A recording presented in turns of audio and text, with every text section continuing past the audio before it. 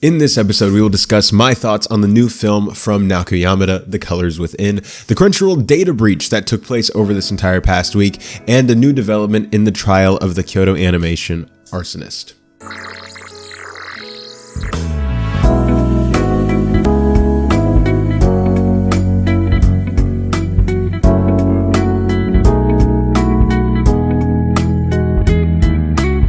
Well, greetings, imagination connoisseurs, and welcome to another episode of the Otaku Experience over here on the Burnett Network. Once again, I am your host, Israel. All right, how you doing, guys? Look, I know what you're thinking. Israel, you promised 3 episodes a month. All right, listen, here's the thing. So, I did 2 at the beginning of January.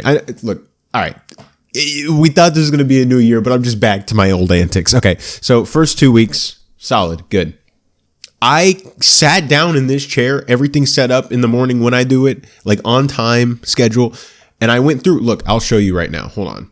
I have this thing called Feedly. Okay, look, a new story just popped in. Bloomy Burrow highlights all-out battle in new full visual, adds 5 new cast members. I don't care, so I'll close this out. And over the course of a week, I'll get like 250 to 300 stories, and I'll wait until the end of the week, and I'll just go through them all in like 20 minutes or so.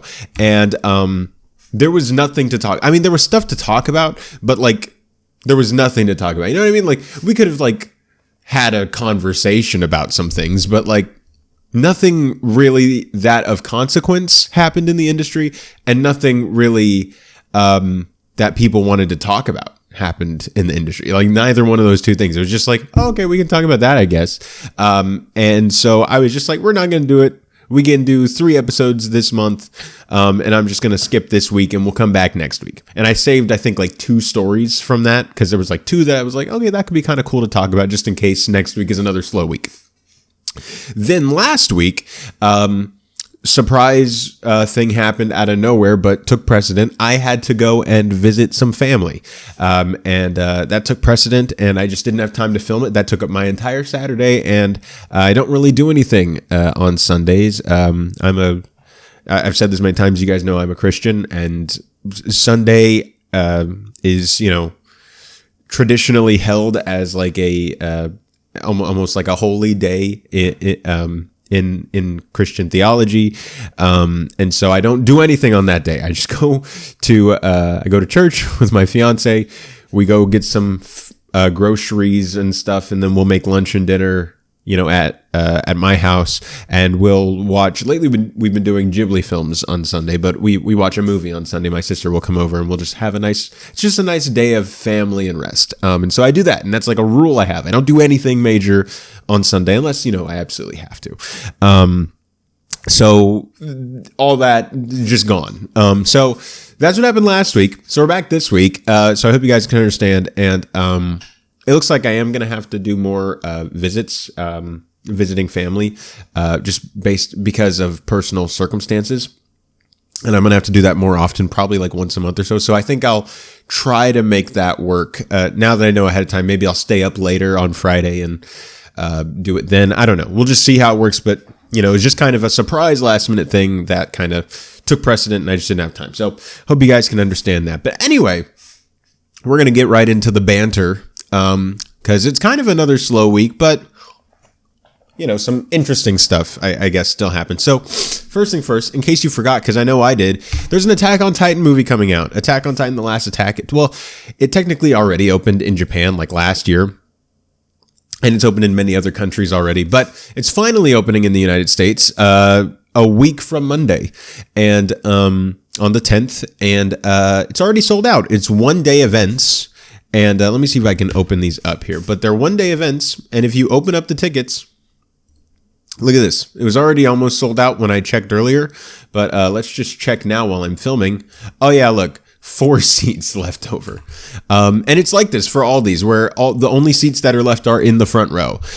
Even for the English dub, which usually isn't as popular as the Japanese dub, which, is a weird thing. Like, why does this have to be a one-day event? Could you imagine how much money this would have made if instead of doing the 2 chapters bullcrap that they did, that if they just did the final part of Attack on Titan, the final season, as a movie, like take those, like, when did they come out? 2023.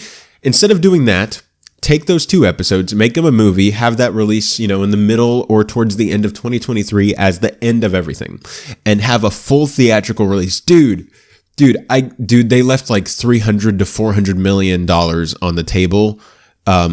And that's the floor. Like it could have been bigger than that. It could have been like, it could have performed. That's me putting it kind of on par with Mugen Train. I think Mugen Train did like 450 or something like that. It could have done even more than that. But they just didn't do it. Now it's like this 1-day special event. And most of the people that are going are just going to see Goth Mikasa. And, cool.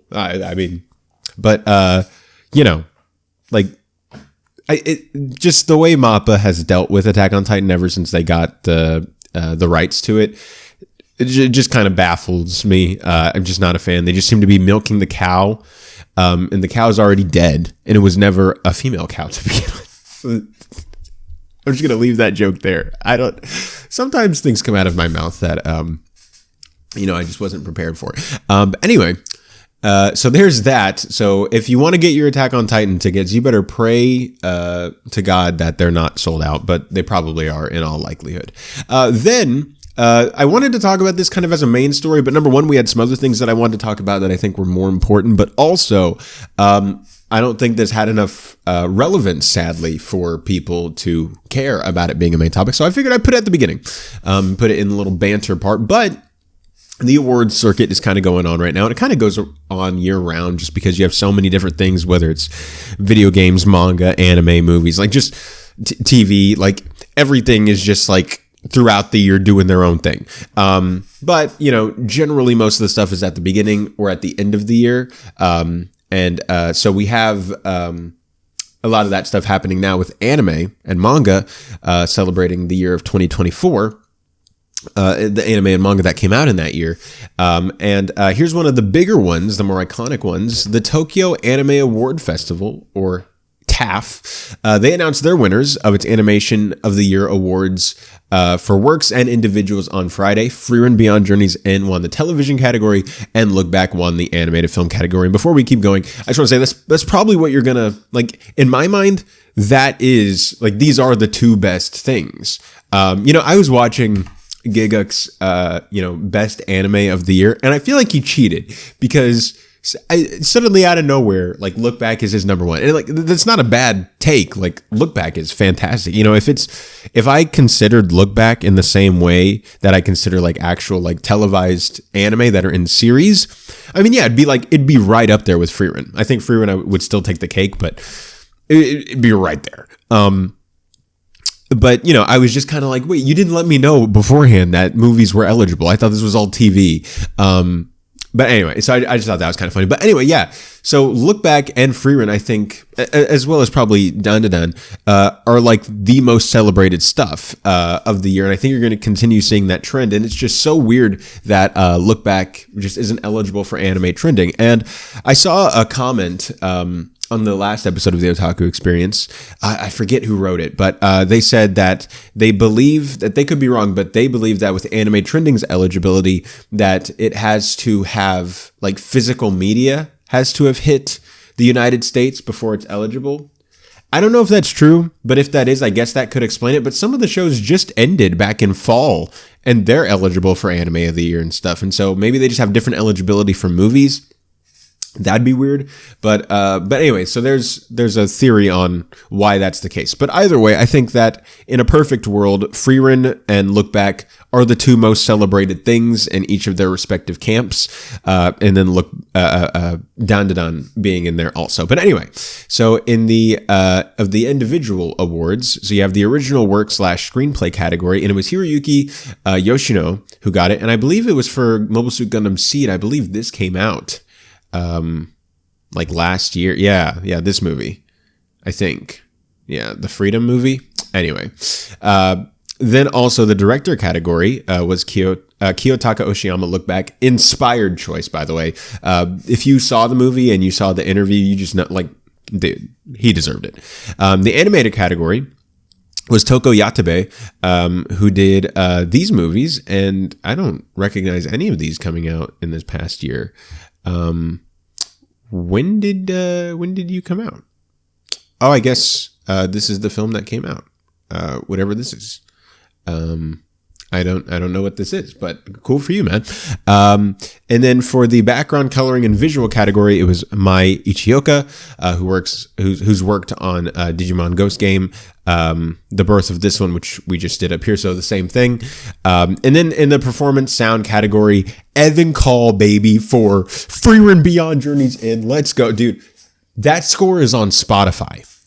If you haven't listened to it, listen to it. What's my favorite track? Hold on. I'm pulling out my phone for this. What's my favorite one? It's the one about the blue weed, whatever it's called. Where the blue moon weed grows. Just go, close your eyes, put on headphones and just close your eyes and just, dude, inspired choice. Like, that score is fantastic. But anyway, so fantastic. A lot of these choices, I think, are really good choices. I don't know anything about the birth of Kitaru, the mystery of Gay. I don't know if you pronounce it like that.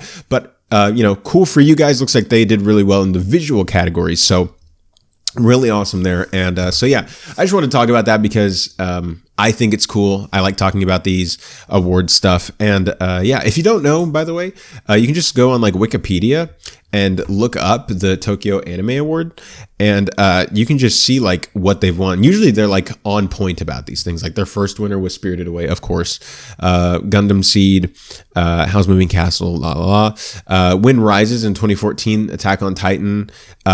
This year, Look Back and Frieren. Last year, the first Slam Dunk in Oshinoko. So usually they're kind of like right on the pulse, and they'll often give to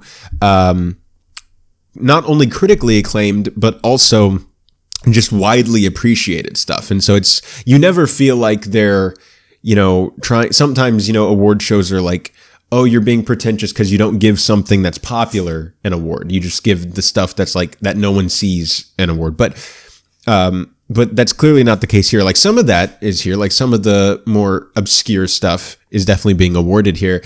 But also you have a bunch of big stuff being awarded, like Spy Family, Oshinoko, Jujutsu Kaisen won, like you have those things while also having things like, I would say Keep Your Hands Off Eizouken is a pretty niche thing. I know that was even nominated for Anime of the Year at Crunchyroll that year, but still, I would say even then. And then all the Ghibli films are, of course, like mainstream. But that's cool. I did not know they awarded Weathering with You in the film category. Based. I love that movie.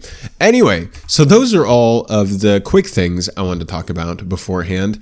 And I guess it's time to get into the main stuff. All right, so one of my most anticipated films, not just anime films, but just in general films of the past while, before it even had an official release date, was the latest film from director of A Silent Voice, Naoko Yamada.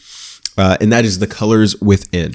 And it went and performed at a bunch of awards places and festivals, and it did really, really good in all those places. And then finally, it's here. And I got to see it. I got to see it last week. But because of the unforeseen, like I had to go out of town, I wasn't able to talk about it, but I want to talk about it now because I want to talk about it. But just to give you some context, A Silent Voice is like right up there with Weathering with You as like tied for my favorite anime film. And also just one of my favorite films of all time. I think just the place I was at when I watched it for the first time, gosh, what was that, like 3 or 4 years ago? Like right after I graduated high school. Gosh, I'm getting old. But it was like right then, like 2021 probably, when I watched it, and I just fell in love, and I was just moved, and I was just so emotionally like stirred by everything that happened, and I resonated with a lot of the stuff that was going on in there, because there are times when I'd hated myself for decisions I'd made, or who I felt I was at the time, or who I actually really was, and just like the film going through that and just exploring those concepts, like that's just all I can say is like Naoko Yamada knows how to tell a story that explores youth in just this really profound way that I think her voice is very specific, and I love it. And I know that there's a lot of people who like stand by the manga as like the definitive version, and that the movie cuts out a bunch of stuff, and the movie's kind of, but whatever. I don't care about your opinion. I'm just kidding. But I disagree.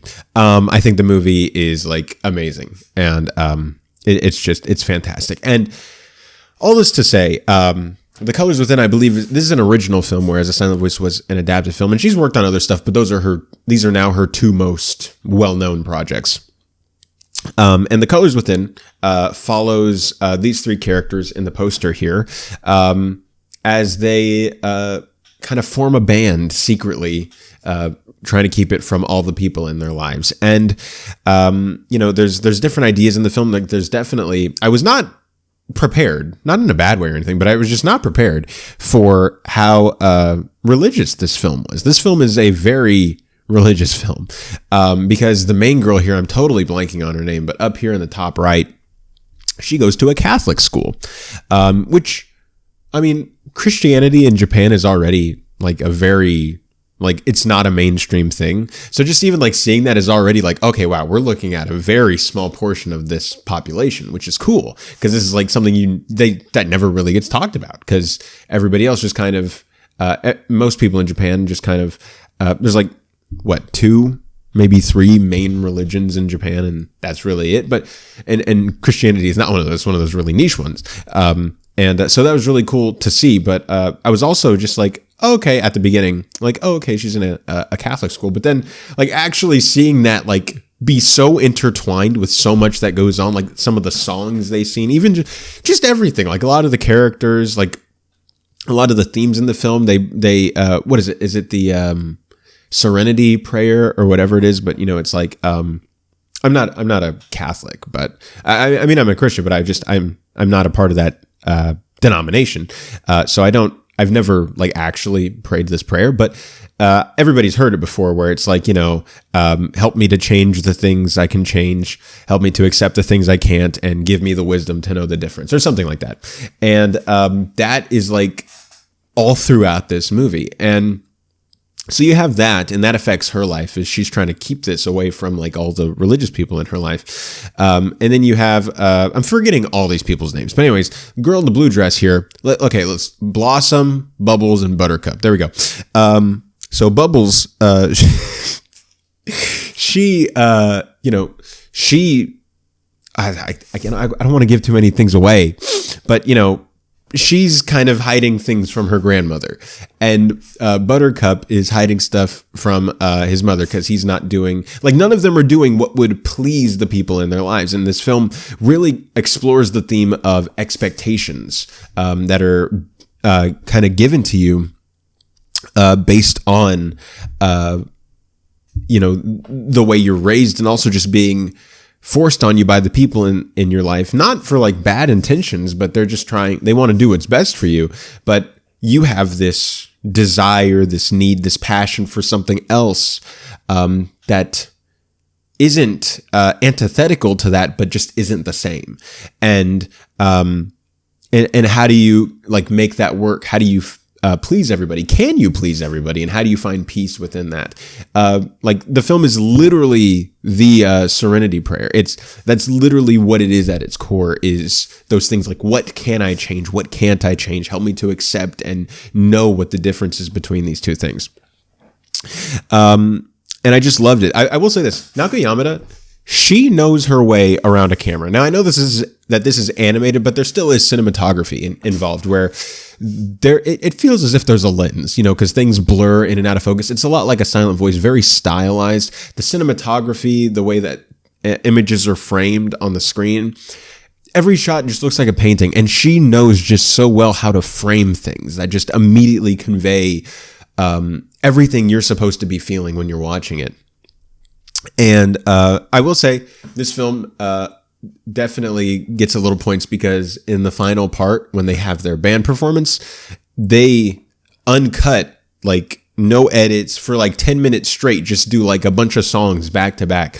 And it reminded me of when I did my documentary, Voices of Central, which you can watch on YouTube now. When I did my documentary, I did that. Like at the end, like throughout the film, you see little snippets of the show here and there, and you do that here. You hear snippets of the original songs that the band is writing and things like that.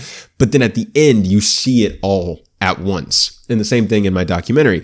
And I was kind of like, oh, we did the same thing. And I'm sure like I didn't create that. Many films have done that, but I just, it resonated with me on that level. I mean, that's what art is, just seeing yourself in, or even just connecting to someone else through their creative work. And I just felt that. I don't like this as much as A Silent Voice. I do think that if I was younger, like if I was still in high school, or maybe even the age I was when I watched A Silent Voice, that maybe this would be up there, maybe even surpass it. But I think I'm just in a different place now that I'm kind of a little bit disconnected. Like I'm more watching this as an observer rather than as a peer of these characters, because I'm not in their age group like I was in the age group of the characters in A Silent Voice when I watched it. But when I watch A Silent Voice now, because that was my first impression, I can immediately go back into that place. Whereas now I can be like, yeah, I remember what that was like, but I'm not in that place anymore. So I don't resonate it as well as I did with A Silent Voice, which is why I don't have it up there as much as A Silent Voice. But I've already seen 2 films this year. This is now my favorite film of the year. I mean, not much competition, but, and I definitely think this will definitely be, I assume, just because, basing it on like the last few years, the amount of films that I feel like this way about, are usually in my best of year, like in my opinion. And I think this is probably going to be, this is definitely going to be in there. I don't know where, but it'll be in the 10. It'll definitely be in the 10, for sure. And, I hope that this gets all the things that it's eligible for, because I think that this is just a wonderful film, and a masterpiece. I mean, I write the title and the notes for the show ahead of time, and I know I already wrote that this movie's a masterpiece, and it is. It's a masterpiece. It is a director at the top of her craft, exploring themes that are resonating for her, and that are definitely resonating with a certain group of people. And it's not going to be for everybody. That's why this film, which we'll talk about in just a second, why this film didn't open that big. But for the people that it's for, I think it's a masterpiece, and I absolutely loved it. But there's my thoughts on The Colors Within. I think it's already out of theaters because it had a super limited release, but whenever it goes to streaming or something, definitely watch it. I know I'll probably be watching it again if I get a chance, whenever it goes to streaming. So just do that when you can, because I think this film really is something special. I think it's just amazing. But anyway, let's talk about the box office a little bit. And we'll go over to Anime News Network for this, where they say that The Colors Within earned $378,000 in the opening weekend. And so it ranked number 16 at the domestic box office, and it played in over 5,000 theaters. Now, this kind of isn't fair, because in the 5,000 theaters that it played in, that is a very wide release, but it didn't get like a full Hello Beastars. It didn't get a full release. You know what I mean? Like, it didn't play multiple times a day. I think it only like played in the evening like once or something like that. Like, at least in Texas, that's where what happened. So it's not, it is a wide release, but it wasn't like a full release, if that makes sense.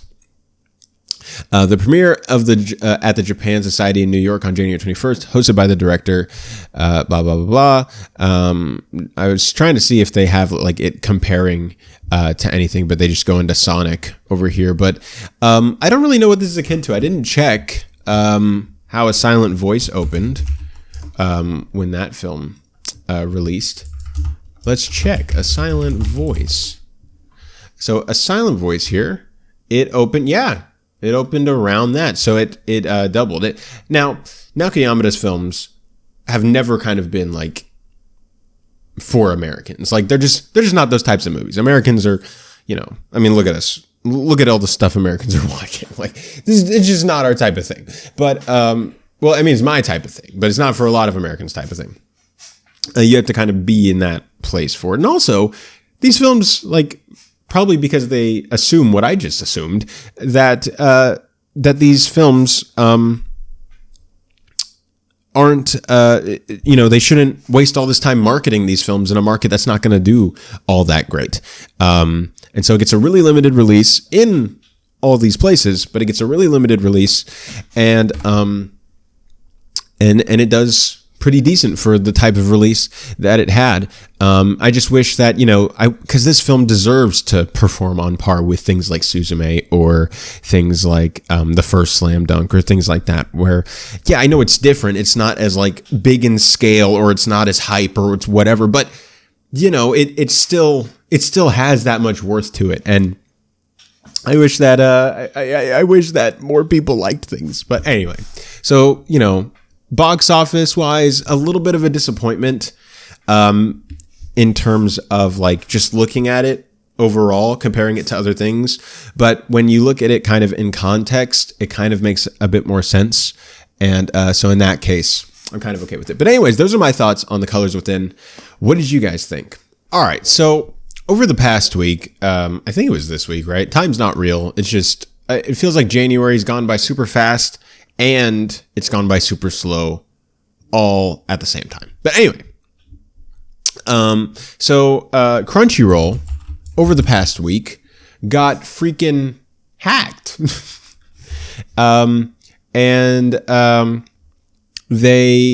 It's weird. So they got hacked, and they had to like kind of release okay, hold on. Sorry. Let me just catch my brain cells.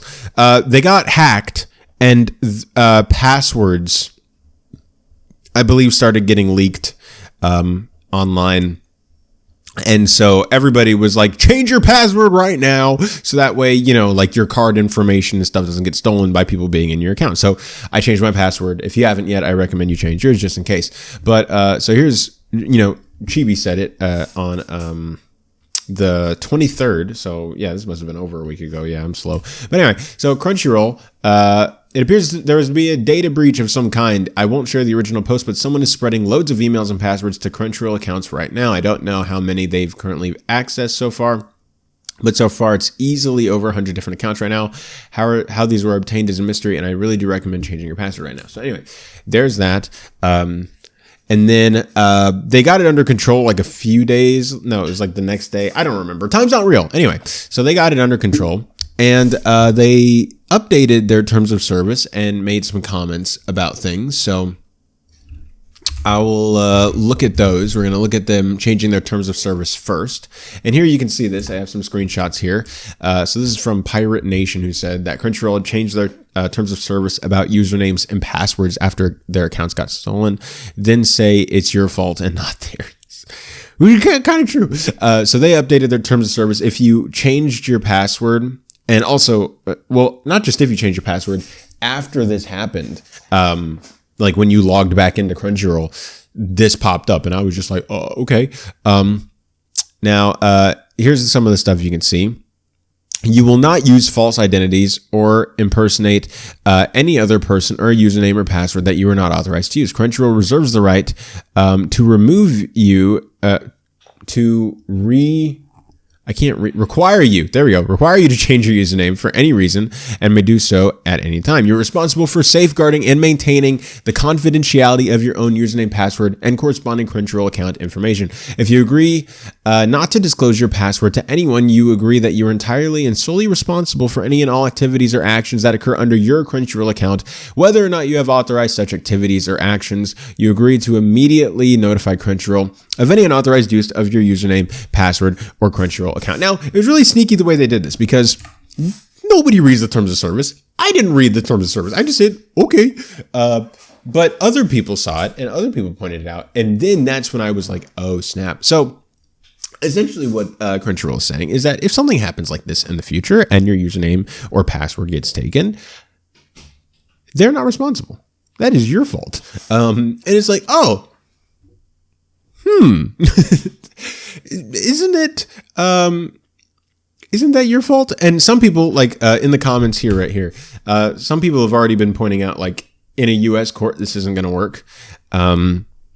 because it's Crunchyroll's service, that if someone's information gets breached or hacked or something on Crunchyroll service, then Crunchyroll should be found liable for that. So we'll just have to see where this goes. But just be careful with your stuff. Every few months, probably just change your account, a password or something like that, just to be safe. And I always use a AI, not like that, but like an AI tool like Dashlane or something, where a password generator essentially. And I'll just have them create me like a 12-digit password with all the symbols and the letters, and I'll refresh it a few times until I find one that looks very difficult that I cannot memorize, and I'll use that. And then I'll put it in my notepad, and I just have it there. And then, and then I'll change it later on if I feel like I need to. But anyway, so that's when they updated their terms of service. And then here's their actual statement back on Anime News Network, where they say,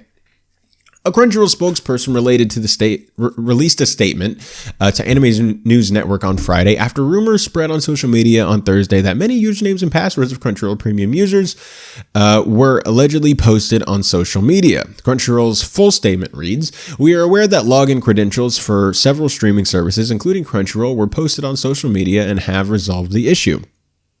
We have secured the affected accounts, investigated the situation, and determined that there's no evidence that Crunchyroll systems have been compromised. Crunchyroll encourages subscribers to diversify and change passwords regularly and keep them confidential. For any questions regarding your security, fans can visit our customer service help page." On Thursday, a now deleted post on Twitter from user @TheRealWilson allegedly featured a list of usernames and passwords from a Crunchyroll premium accounts. Several users on Twitter stated that they saw their usernames and passwords on the list, although Anime News Network could not verify this information.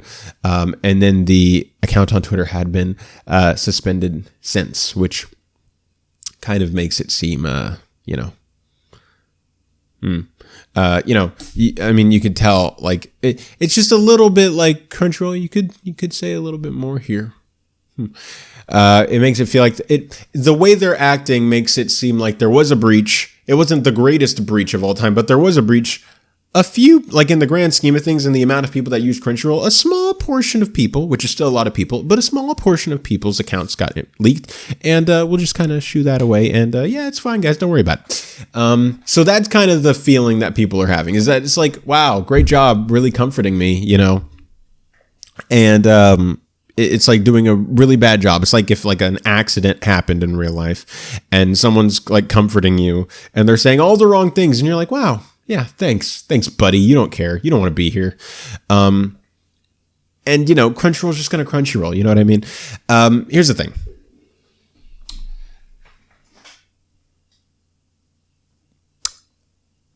Crunchyroll is goofy, and I can understand them being like sneaky and trying to hide that they changed their terms of service, and even framing it like this in the statement. They encourage subscribers to diversify and change passwords regularly and keep them confident,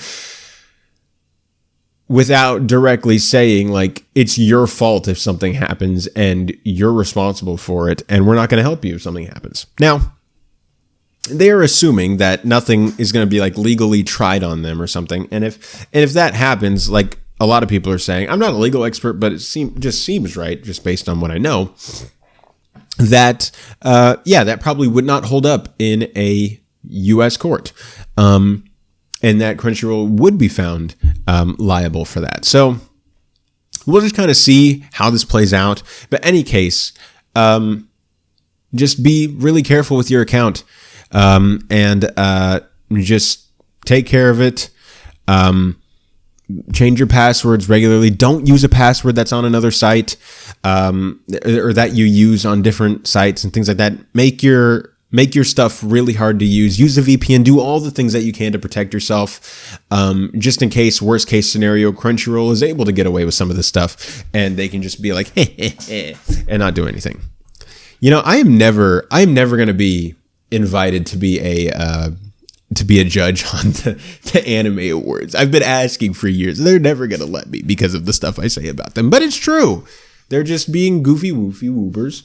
And they never change. Like, instead of actually being like, hey, you know, like, we're working on the breach and we're sorry about that, and blah blah blah, and doing all the things that they should say, they just like quietly change their TOS and then just like put that under there. And then even when they talk about it in their statement, they're framing it differently than how it's framed in the actual terms of service and what the actual terms of service is saying. So that's why no one likes a Crunchyroll, and we just have to put up with you because you're like the biggest anime streamer in this part of the world.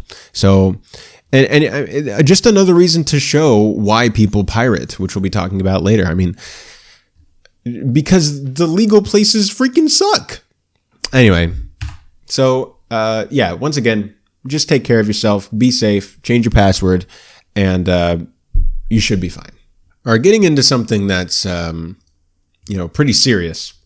We're going to talk a little bit more about the Kyoto Animation Arsonist. So if you don't want to deal with like heavy or super mature or sad topic, you can just skip to the next one. But I feel like this is important, not because I want to talk about like how this person should be sentenced or whatever, but purely as just this is one of the biggest events that has happened in recent anime history, if not all anime history. And so, I think it's just important whenever there's an update that we talk about it. So going over to Anime Corner, and I'm probably going to kind of keep my commentary to the minimum and kind of just let the actual information speak for itself. Shinji Oba, the man responsible for the devastating Kyoto Animation arson attack in 2019, has submitted a withdrawal of his appeal, making it highly likely that his death sentence will be finalized. The Osaka High Court confirmed on January 28, 2025, that Alba filed the withdrawal notice on January 27th. His legal team may still challenge the withdrawal, but experts believe the sentence is close to being legally confirmed. On the morning of July 18, 2019, Koba entered Kyoto Animation Studio 1 in Fushimi Ward, Kyoto, carrying gasoline, which he used to set the building ablaze. The fire claimed the lives of 36 employees, injured 34 others, and left a huge scar on Japan's animation history. It remains one of the deadliest mass killings in Japan's history, and the first such tragedy to hit the animation world. NHK shared 2 comments from the victims' family members regarding the appeal withdrawal. A father of a male animator who perished in the tragedy commented that only the defendant knows the reason for the withdrawing the appeal, and that it may be a way of taking responsibility and expressing a desire to apologize for taking 36 lives. A mother of a female animator victim commented that she would like to know why he chose to withdraw, but that she can't see any outcome other than the death penalty due to the 36 lost lives. During the trial, which began on September 2022, Alba claimed he was motivated by the belief that Kyoto Animation had plagiarized his work. His defense team argued that he suffered from mental health issues and pleaded not guilty. However, the Kyoto District Court found him fully responsible and sentenced him to death in 2023. While the legal proceedings are nearing conclusion, Kyoto Animation has slowly returned to action. Following the tragedy of Kyoto Animation's first major release after the attack was Ms. Kobayashi's Dragon Maid S, which debuted in 2021, with late director Yoshiji Kigami credited as one of its key contributors. The studio also continued to produce other beloved works, and they have 2 projects set for 2025, Ms. Kobayashi's Dragon Maid, The Lonely Dragon Wants to Be Loved movie, and City, the animation. Founded in 1985, Kyoto Animation is known for many fan-favorite anime, including K-On! Free, A Silent Voice Clannad, Sound Euphonium, The Melancholy of Haruhi Suzumiya, and Violet Evergarden. Okay, so just a couple things. Like I said, I'm not going to have a huge, big commentary on this, just because, this is just a really sensitive stuff. So, it'll be interesting to see how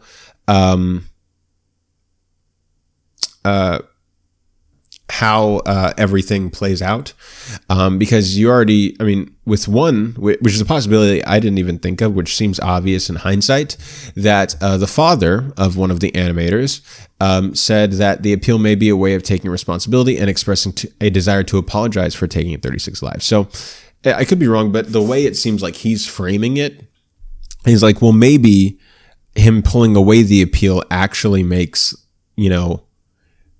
him less likely to get the death penalty, because it signifies like a change of heart, like he feels remorse for it, or something like that. And then the mother saying that she's curious to know why he withdrew the appeal, but just because of the mass carnage that that there really is no other way to go than the death penalty. I'll kind of keep my opinions on what I think the sentence should be and what I would like to see kind of down. I know that's kind of what this whole show is just like me giving my goofy opinions about everything. But, you know, on something like this, everybody wants to see justice. And in this case, everybody might have different opinions on justice. And because they're so emotionally connected, like even just fans of Kyoto Animation, like as well as the family and the friends of the people who died, that everybody wants to see what they deem as justice. And if someone like offers a different possibility, and it's like, oh, well, you don't care. I just don't want to get caught in that. So I'm going to kind of keep my stuff and my opinions to myself. And, you know, it really, you know, whatever happens. I don't have a say anyway. So there's no point in really talking about it. But I just, you know, I just continue to pray and to hope for, you know, the best for the people who, and peace for the people who lost loved ones and were injured in the attack. And whatever is the way that will give all those people peace and allow them to fully move on, to close this chapter. Because, you know, with the thing still going on back in 2019, and this has gone on almost 6 years now, and with it still like continually going, like I can only imagine, like it might just feel like, you know, like there's no closure because we can't move on. This thing is still open. So if anything, I'm just hoping for a speedy end, that we just kind of finish this. Whatever the sentence is, that's what it is, and we just move on, mainly for their sake, so that way they can have closure and close the store and hopefully feel like justice has been served, and that, you know, their kid, assuming they lost a kid or a husband or a wife or a parent or whatever, a friend, that they feel like that person had been, you know, avenged properly. So I'll keep you guys updated with this story as this develops, and we'll see what his sentence actually ends up being. But as of now, that is the latest update in this case. All right, we have some more piracy news. Yippee! Not yippee. I don't want to talk about this. And so we're going to talk about this real quick, just because y'all know this plays out. Y'all know my opinions on this, so I'm not even going to commentate. I'm just going to keep you guys updated. So, the publisher of One Piece and Weekly Shonen Jump magazine, Shueisha, is seeking the names and addresses of other identifying details of 19 piracy site operators worth a combined 560 million visits. That's 500 million visits as of December 2024 via Torrent Freak. Gamma Law PC, on behalf of Shueisha, has requested that the U.S. Northern District Court of California issue a subpoena to Cloudflare to identify alleged copyright infringers of the One Piece manga. Shueisha's Copyright Council, Tokyo Flex Law Office, is supporting its filing, stating Shueisha recently discovered that some of its manga, to which Shueisha is the authorized holder of the copyrights, have been in whole or in part copied, published, displayed, and or distributed without its authorization on websites run by certain users of services provided by Cloudflare Inc. It argues that Cloudflare's policies surrounding disclosing the details of its customers necessitate the court subpoena. Readers can check out the full list of targeted websites below. Y'all can pause if y'all want to read these, because there's 19 of them, and I'm going through. There you go. If y'all read any of these, it might be Jover. All right, so there's one. Here's the other one. More One Piece stuff, I think. And so Shueisha, the official publisher of Weekly Shonen Jump, home to the likes of current and former hits such as One Piece, Jujutsu Kaisen, Dragon Ball, and Demon Slayer, has secured a fine against a man found guilty of translating manga into English without permission before its release date. Via Sandman on X, formerly Twitter, the Association of Copyright for Computer Software, or ACCS, revealed that a Tokyo court has finalized the decision to levy a 500,000 yen fine for copyright infringement in January this year. The man was found guilty of translating Weekly Shonen Jump manga without permission from Shueisha, the copyright holder. Readers can check out Shueisha's statement below. Shueisha's statement where they said, the man was found to have translated the manga from Japanese to English without permission before the magazine's release, and it is possible that the data, why did I say it like that? Data from the unauthorized translation could be spread around the world via social media, etc., and provided to pirate sites outside of Japan. So it is significant that he was found guilty of unauthorized translation as well. So really big stuff in terms of manga piracy, specifically One Piece. And we'll see, because if this goes through, you'll see this affect other ones. Like, I mean, remember when Jujutsu Kaisen was being leaked, like a week or two in advance, like for every new chapter, especially as it was ending. So you'll see this go into, you'll see other publishers and editors try to do this if this is successful here. So I just wanted to keep you guys updated with that. Y'all know my opinion on piracy now, so we're going to move on. And our last big thing of the day, it's been a really bad, like really sad stuff we're talking about. Like not sad. Well, one of them was sad, the Kyoto Animation thing. But we also talked about the data breach with Crunchyroll, which is like spooky because like your information could be online. We talked about the piracy news, which is also serious. And now we got another one. Like none of these have particularly like made you like, wow, what a beautiful day for anime fans. Like just, anyway. So here's another one that makes you feel bad. Netflix hates art, and they're developing this new tool. So you can read this article if you want. You can pause it or something. I don't care. Or just go to the website. But anyway, so Netflix is developing this, or they're funding this new AI tool that can, I think it's called Deep Floyd, that can, make these things cool or something. I don't know.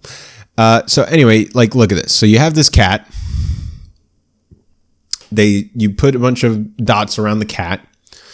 You move the cat down there, and then you edit it, and it does that. And, what's super cool about this, if I can get to where the thing happens, let's go frame by frame here. We're going in, baby, 2.5 or 0.25. Let's go. Oh, so now it's going to walk. Okay. Walk. I love when it grows a third paw out of its chest and there's another paw back. Like it has 6 legs right now. I love that. That is, and it merged back in. That's really cool. Yeah. Really, really, really great stuff. Yeah. Essentially this is going to be used, and they just go over this, how it can remove noise from things. Like they're like, hey, look, you can make this ugly music video look better by removing the noise. It's like, noise is just what cameras pick up. Why do you care? And then, like everybody's like, wow, this is so cool. Essentially what this could do, that is why this is relevant, is that this could affect anime. This could make it like, hey, we could save time. Just take that, like, let's say for Dan season 2, hey, take that Momo model, she's frozen in that one frame like this, and like, and just drag her over here. And there you go. You don't have to animate those 3 frames. She just does it herself. Do I even need to like talk about this? Like, what the heck is going on? Like, let me see if I can find something. There's this scene in Look Back where Fujino is running after she met was it Kyomoto? And she's running. And it's beautifully animated, beautifully shot, beautifully everything. You cannot do this with AI. You can try, like, yeah, she'll be running around. I'm sure you could get this camera movement too. But it's just, like, it's not, you won't get this. This is not going to, what makes you think, like, yeah, you can get an AI model to move its arms and to jump around and blah, blah, blah, blah, blah, and get a third arm growing out of their armpit, whatever, while they're moving. But it's never going to be like, look, there's so many emotions. It's not just her face, and it's not just the way she moves, but also the strokes of the pen. There's so many things that your brain just doesn't even think about, that just it sees and it reacts. That there's just like emotion. And this is art. This is the joy of art, is that this is Kiyotaka Oshiyama just in a scene. This is him. This is his expression of so many things, and you just get to know him in the scene if you're really paying attention for it. But Netflix must not be, because they're like, no, we can just get an AI model to do that and move the things for us and save time and money. And it's so, they're just, it's so stupid. This is our future. This is where we're going to go. This is what is in the future for us when it comes to animation, and not just animation, but also in real life. They're going to try to do some live action stuff and in deep fakes and de-aging and all these things, like real authentic things just aren't, they're illegal all of a sudden. Like, I'm just like, oh, that's cool. I didn't know that. You know, we were talking about it like a few months ago, how Netflix had this really, like, genuinely, like, at the time when I was reading it, like, I was like, oh wow, Netflix really cares about anime. Not anymore. They like, oh my gosh. I would love to hear someone like with a different opinion about this, like, try to convince me of this being used in any other way. Cause like, definitely, like, some AI, like, I'm not opposed to like AI in general. Like some people are. I think AI can be used as a tool, because we already, especially in like visual effects and stuff, like people already just like drag the model to do different things. Like if you just want to have like, if you just want to prompt an AI to be like, and he swings his fist and punches, like, so you don't have to spend like that time, especially if you're a shorter crew or a smaller crew or a short production time. And then, you know, a person goes back in and double checks and makes sure it looks right and things like that. But to actually save time, like, I don't have a problem with that. But it's when you completely replace the person. Like in this case, you would be completely replacing the animators who do those in between frames and who do those keyframes. Like, what is going on here? This does not make any sense. I do not like any of this. And I want to die. Okay. Anyway, there's that. Thank God we made it through all these horrible stories. What a day. There's no anime community thing that happened this past week, so nothing in this show. But we're going to jump straight into the Winter 2025 audience rankings, starting with Anime Corner, where at number 1 they have I Have a Crush at Work, which went up 5 spots to number 1. Toilet Bound, Hanako-kun Season 2 went down 1 spot to number 2. Solo Leveling Season 2 went up 1 spot to number 3. Sakamoto Days went down 1 spot to number 4. Apothecary Diaries went down 3 spots to number 5. Blue Box went up 2 spots to number 6. My Happy Marriage is at the same spot as it was last week. I'm Getting Married to the Girl I Hate in My Class went down 3 spots to number 8. The 100 Girlfriends Season 2 went up 2 spots to number 9. And I May Be a Guild Receptionist went up 3 spots to number 10. Going over to Anime Corner, at number 1, we have The Apothecary Diary Season 2, which has spent 2 weeks at number 1.